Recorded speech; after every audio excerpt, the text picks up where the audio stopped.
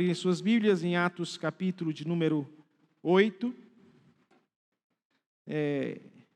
Nós já encerramos a pregação no livro de Filipenses.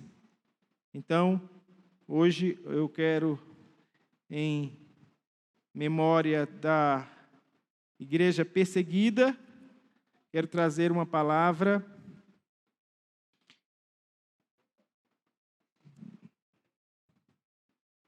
direcionada a esse tema. Igreja perseguida.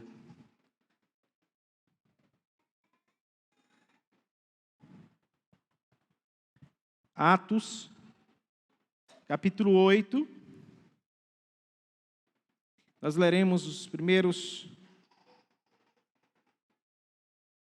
4 versículos. E diz o seguinte: naquele dia, o versículo 1, e Saulo consentia na sua morte. Atos capítulo 8. Naquele dia, levantou-se grande perseguição contra a igreja em Jerusalém. E todos, exceto os apóstolos, foram dispersos pelas regiões da Judéia e Samaria. Alguns homens piedosos sepultaram Estevão e fizeram grande pranto sobre ele. Saulo, porém, assolava a igreja, entrando pelas casas e arrastando homens e mulheres e encerrando-os no cárcere. Entre mentes, os que foram dispersos iam por toda parte pregando a palavra. Que o Senhor nos ajude com a compreensão desta passagem bíblica. Amém. Irmãos, hoje é o DIP, Domingo da Igreja Perseguida. E nós precisamos nos lembrar que a cada ano a perseguição aos cristãos se intensifica no âmbito global. Cada ano, mais perseguição. Cada ano que se passa, mais crentes são perseguidos. Não existe uma igreja perseguida em detrimento de outra igreja. Só existe uma igreja, a igreja de Cristo, aquilo que o pastor já destacou em sua oração.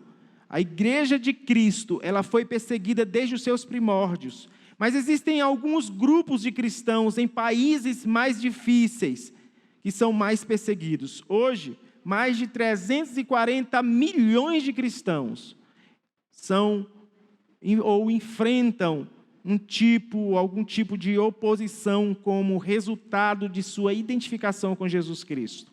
Ou seja, mais de 340 milhões sofrem algum tipo de perseguição por ser um crente, apenas por confessar Jesus como Senhor.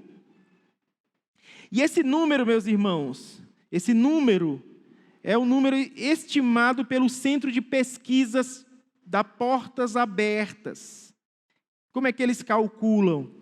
Eles fazem um questionário que é aplicado a cristãos locais e que classifica os 50 países onde a perseguição é mais severa. Então, é uma pesquisa, ninguém fala aleatoriamente, tá?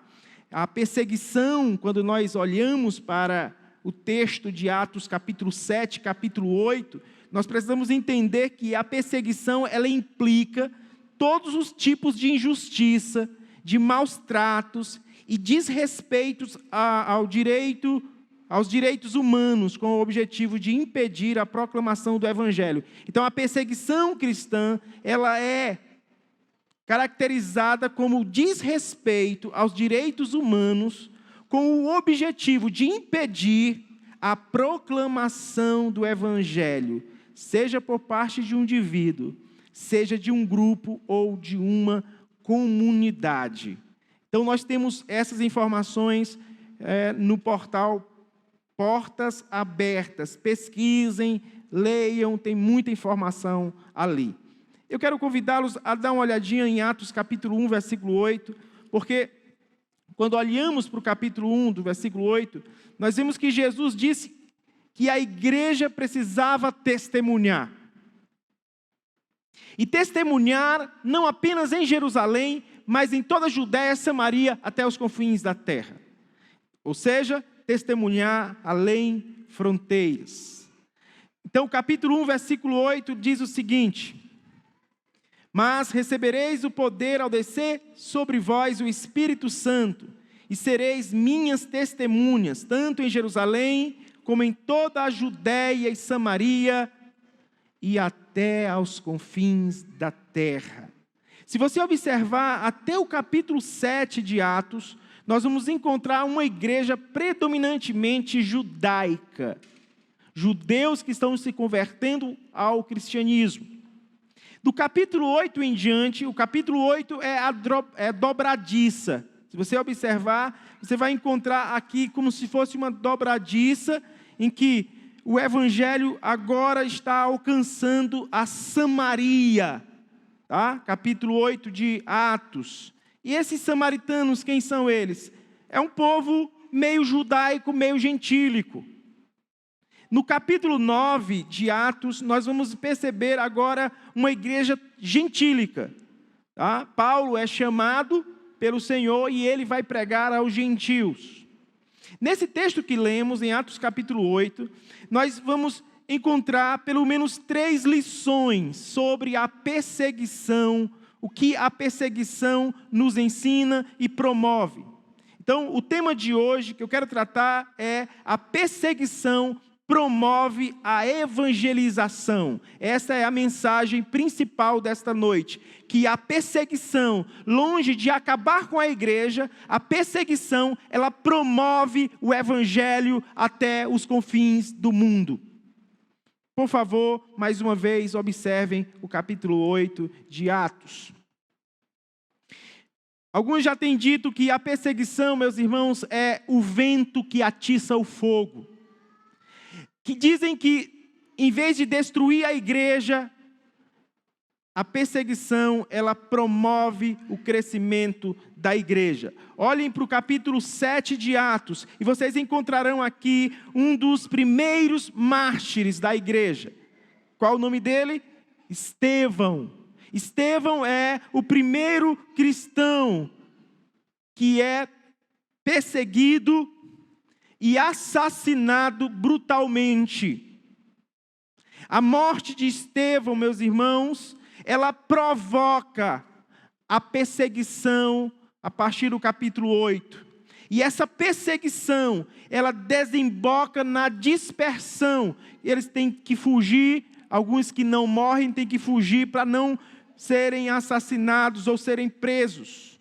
E essa dispersão, no versículo de número 4, vai redundar na evangelização, no cumprimento da grande comissão. Então, pensando em Estevão como o primeiro mártir, e todo esse desdobramento destas verdades, eu quero estabelecer com vocês, em primeiro lugar, destacar que a morte de Estevão, ela promoveu grande perseguição sobre a igreja. Por favor, o versículo 1 e 2 e 3 do capítulo 8 de Atos. Por favor, olhem comigo o texto. E Saulo consentia na sua morte. Versículo seguinte.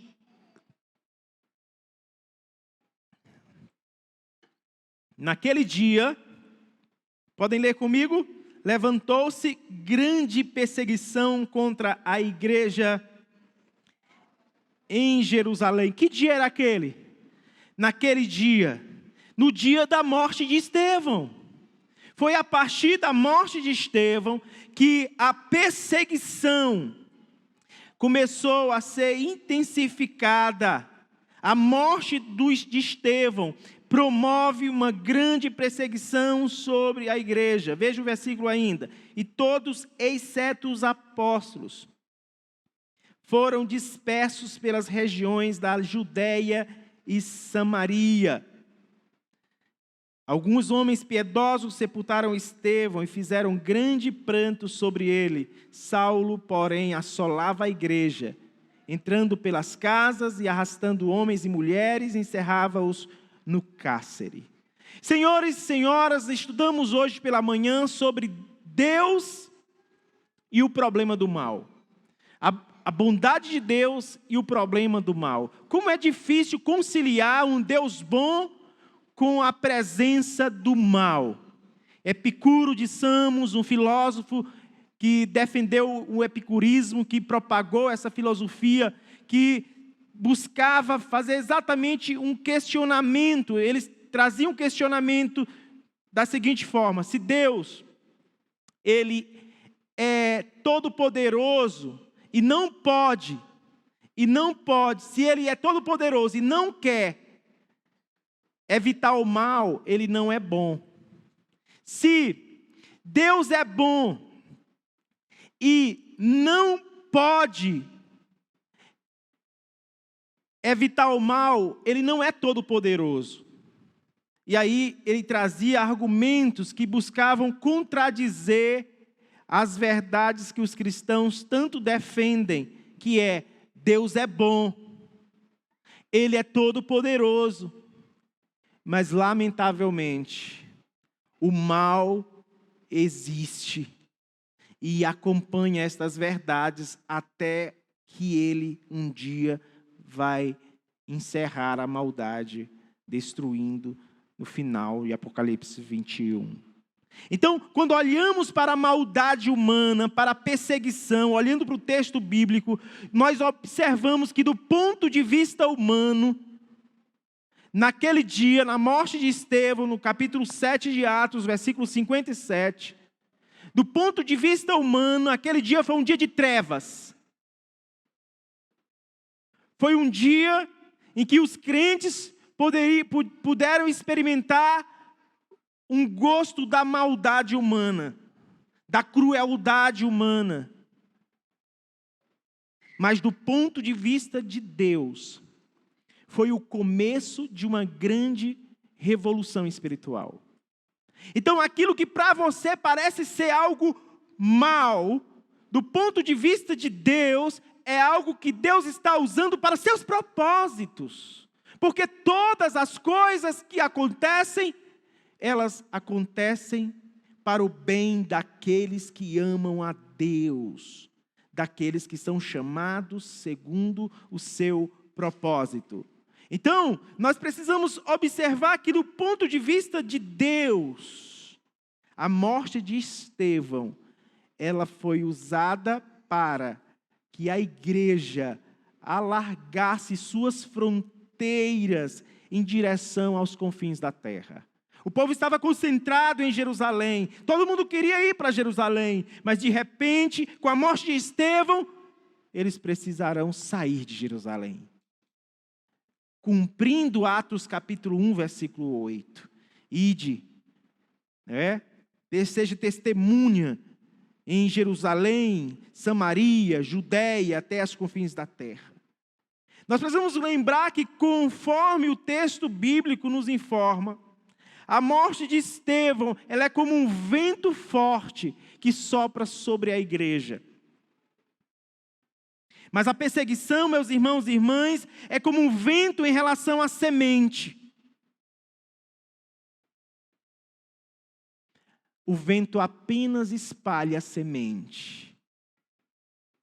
Deus faz o que lhe apraz, como lhe apraz.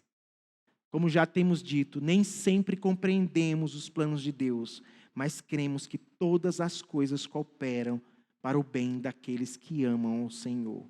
Então o texto diz que naquele dia, no dia da morte de Estevão, levantou-se grande perseguição contra a igreja em Jerusalém, e todos, com exceção dos apóstolos, foram dispersos pelas regiões da Judeia e da Samaria. Então nós vemos que a morte do primeiro mártir promove uma perseguição à igreja.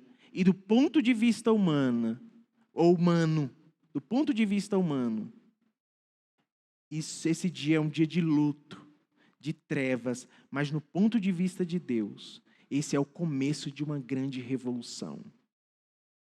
Segunda coisa que nós vemos aqui é que a perseguição, ela acarreta grande dispersão. Presta atenção, irmãos. Prestemos atenção para o versículo de número 4.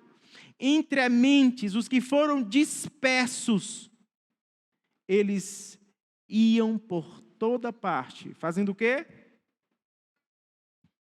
Pregando a palavra. Senhores e senhoras, irmãos e irmãs, a grande comissão, ela foi cumprida através da perseguição. Nos dias dos apóstolos, o mundo, o Império Romano, estava perseguindo os cristãos. E para muitos aquilo era algo simplesmente do diabo para destruir a igreja. E até que era de um ponto de vista humano. Mas nada é por acidente. Nada acontece aleatoriamente. Nada acontece por acaso. Deus não é o Deus da sorte. Deus é um Deus que determina tudo o que acontece. Que nem um fio de cabelo cai sem Ele consentir. Quem está sentado no trono é Ele. É Ele que determina todas as coisas. E Ele permite, inclusive, o mal para seus propósitos eternos. Então, essa perseguição de Atos 8, ela não é um acidente de percurso, é uma agenda de Deus. Deus estava cumprindo a sua agenda. Porque mesmo quando a igreja é perseguida, Deus continua no controle. A perseguição nunca destruiu a igreja. Nós vamos orar sim pelos nossos irmãos. Isso não é desprezar o DIP, pelo contrário, é valorizá-lo, é lembrar que os crentes perseguidos no mundo, eles não estão sozinhos, eles têm a presença de Deus, eles têm a agenda de Deus, e Deus vai cumprir seus propósitos na vida daqueles nossos irmãos que estão presos, que são condenados à morte. Eles estão presos, são condenados à morte, mas o nome de Deus, o nome de Cristo é pregado no mundo inteiro, porque os jornais informam, as portas abertas nos informam, e aí nós ficamos sabendo que há evangelho lá na Coreia do Norte, lá na China, no Paquistão, no Afeganistão, no Irã, e em tantos outros lugares, porque quando a perseguição acontece, Deus também está lá, controlando tudo, para que seus propósitos se cumpram. Os cristãos, irmãos, em Jerusalém, eles eram apenas sementes de Deus. E a perseguição, ela foi usada por Deus para plantá-los em um novo solo. Pensem numa semente, que o vento bate na semente, não destrói a semente, apenas leva a semente para longe. Pois a perseguição é apenas um vento que sopra na semente, e essa semente vai para longe, e ali ela é plantada em outro solo, a fim de dar frutos. Foi daqui que nasceu o provérbio de Tertuliano: o sangue dos mártires é a sementeira da igreja.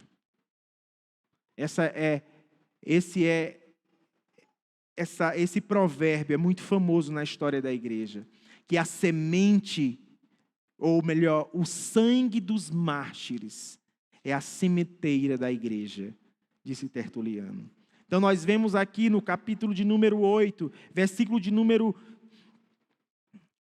4, que entre mentes os que foram dispersos. Aqui é a diáspora, a dispersão. Dispersão é todo mundo correr, fugir, se esconder, ir para outro estado, ir para outra cidade, para não morrer. Mas enquanto fogem, eles falam de Cristo. Enquanto eles viajam, eles podem testemunhar de Cristo.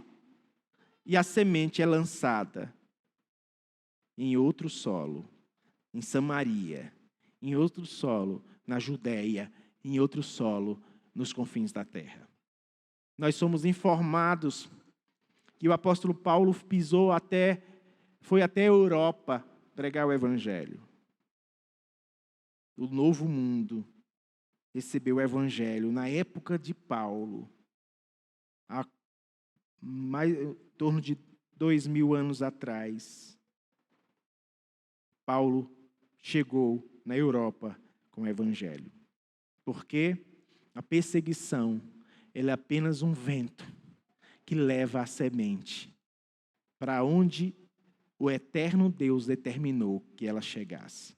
Terceiro lugar, a dispersão produz poderosa evangelização. É o que diz o versículo 4. Diz que os que foram dispersos iam por toda parte pregando a palavra.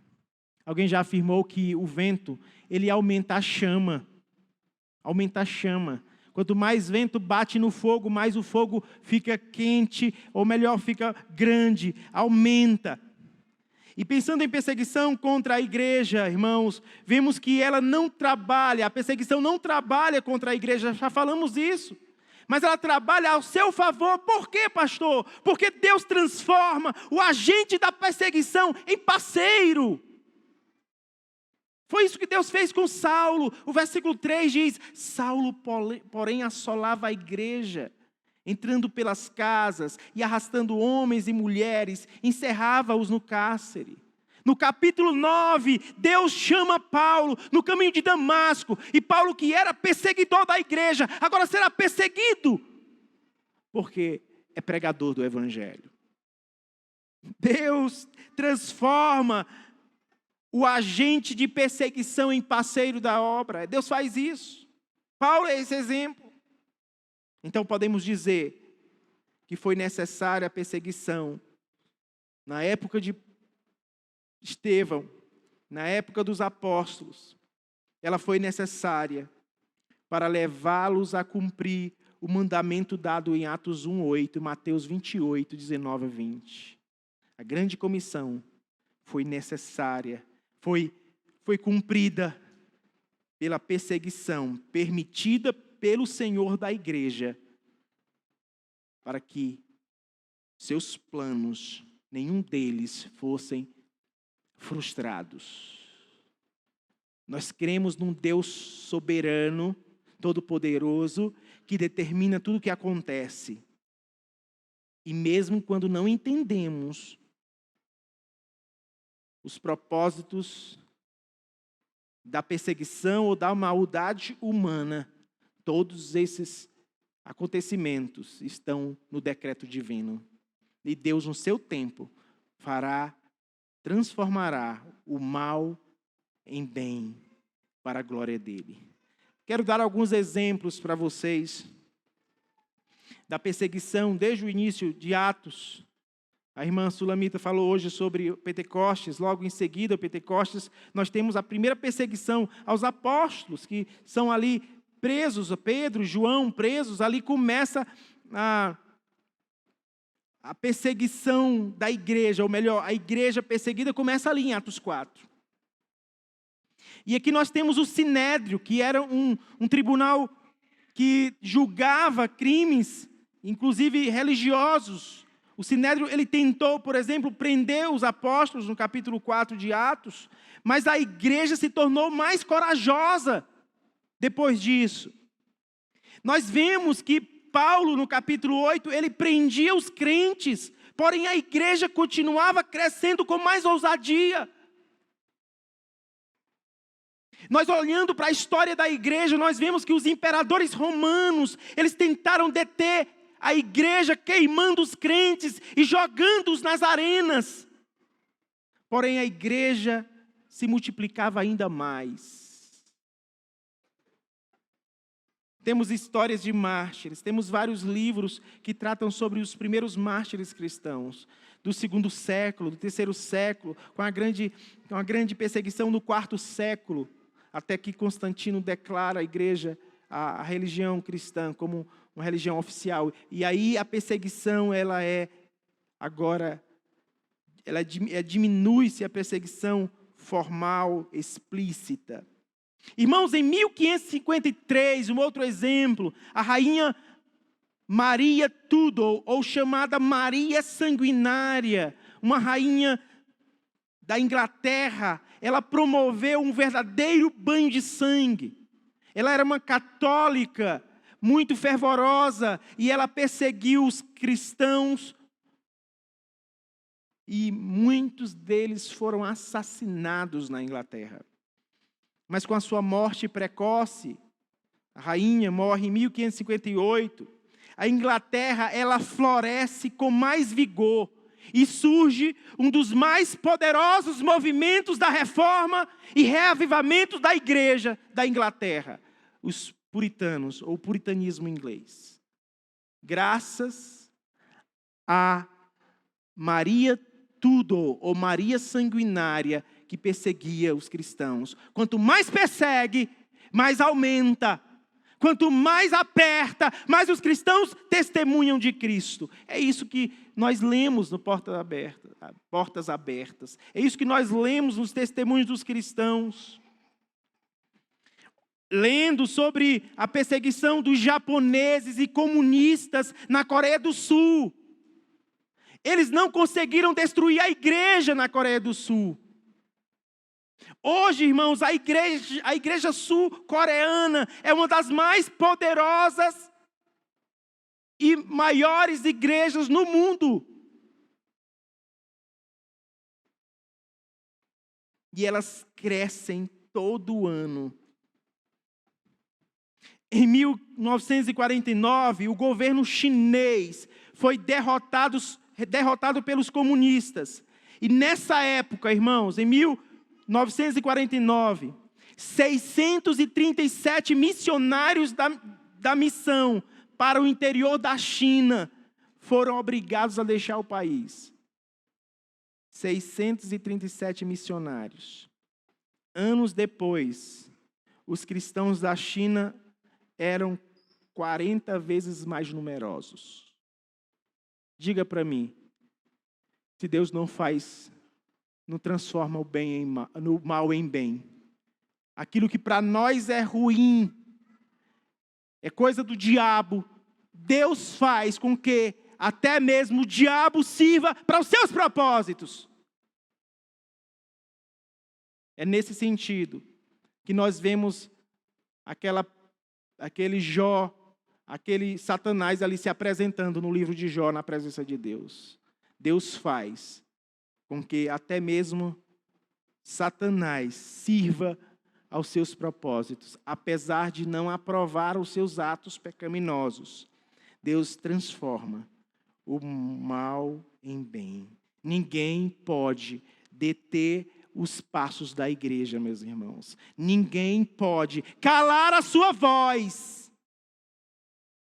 Prisões e fogueiras não podem impedir o seu avanço.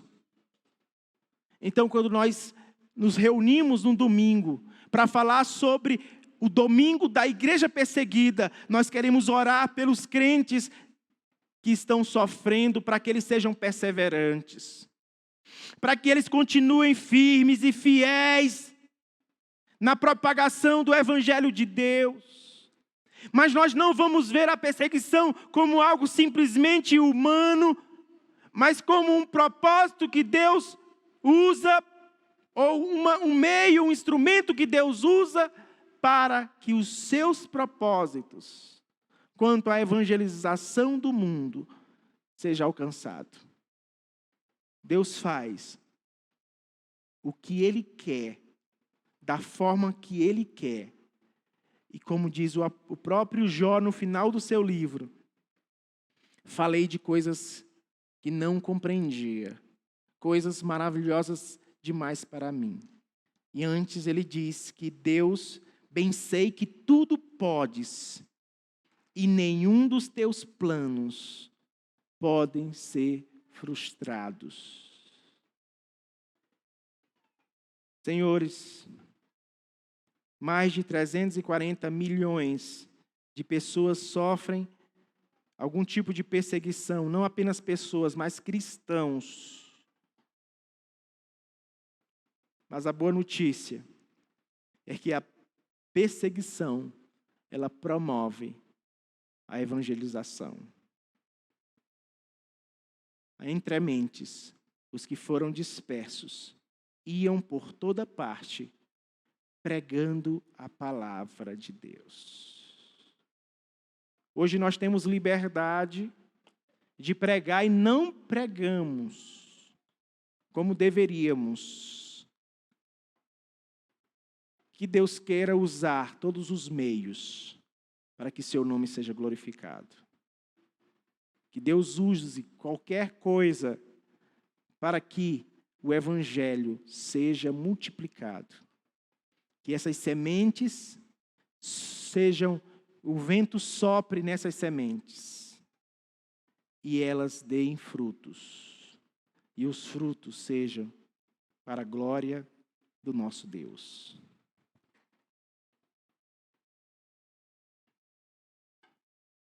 Se alguém está pensando que a Igreja de Cristo será destruída pelos comunistas, se alguém está pensando que a Igreja de Cristo será destruída pelos opositores, pelos inimigos da cruz de Cristo, eu quero lembrá-los, as portas do inferno não prevalecerão contra a Igreja de Cristo.